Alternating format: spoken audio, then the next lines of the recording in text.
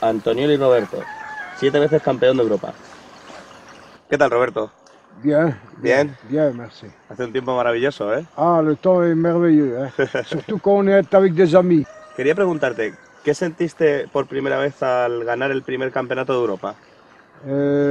Qu'as-tu ressenti quand tu as gagné ton premier championnat d'Europe? Ah, une grande joie, une très grande joie. La joie d'avoir accompli quelque chose d'extraordinaire. Parce que j'étais sorti de rien du tout et j'étais arrivé à quelque chose, à un but, hein. Tiene que ser una sensación muy grande, ¿verdad? Sentirte que has llegado por fin a conseguir lo que querías en ese momento. C'était une sensation très grande. Très, De sentir que tu es arrivé à ce moment-là. oui, très grand. C'est une très grande satisfaction de savoir qu'on s'est surpassé et qu'on a pu arriver à quelque chose d'important, quelque chose qu'on convoitait depuis longtemps.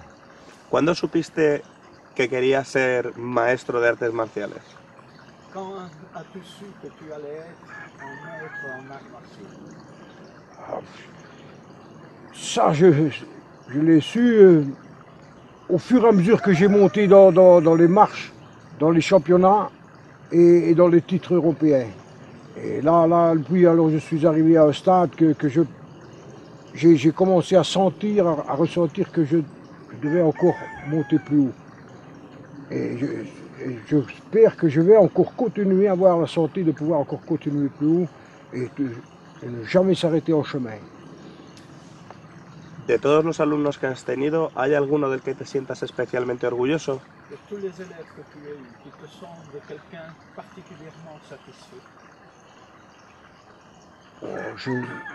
Je dois dire que non, moi je n'ai pas eu vraiment beaucoup de satisfaction dans mes élèves parce que ils se sont éparpillés. J'ai toujours eu un petit club et c'est des élèves qui n'ont pas été, qui ne sont pas restés, qui ont fait un passage chez moi. Ça a été un passage, ça a été un grand passage d'élèves et je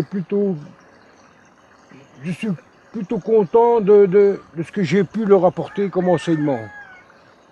Moral plutôt que sportif. Un campeón como tú, que vive rodeado de tanta naturaleza y que vive en un lugar tan hermoso y se dedica a hacer montañismo, ¿se considera una persona muy espiritual? Est-ce que tu te considères spirituel? Oui, tout à fait, parce que je fais des choses extrêmement dangereuses. Et alors, il est très important d'avoir un état spirituel. Il faut être hors de soi, sortir de son enveloppe et avoir développé un sixième sens pour éviter de tomber et d'avoir quelque chose qui serait mortel. Donc il faut avoir, ça revient dans l'esprit des arts martiaux, il faut se surpasser, arriver dans une plénitude mentale.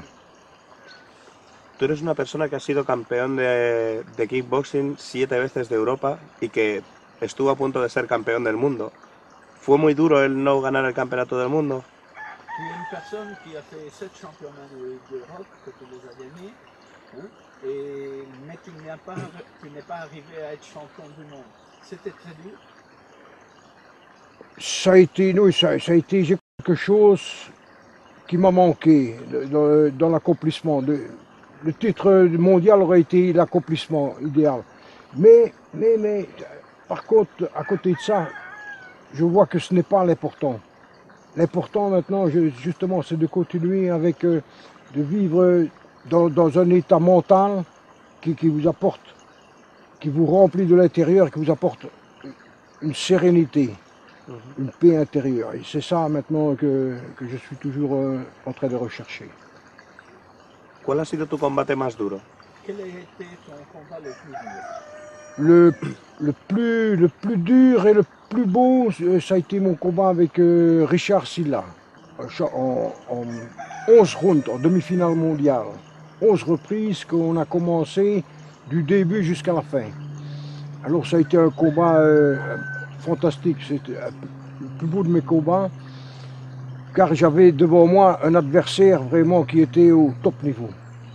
Et là, on a dû se surpasser tous les deux pour promouvoir quelque chose de fantastique. Pour moi, c'était le plus beau combat de toute ma carrière.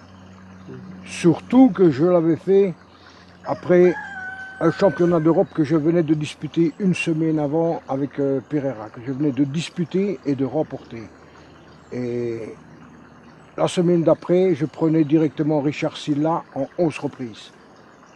Sachant bien que c'est très difficile de récupérer d'un championnat d'Europe déjà, qui a été très dur.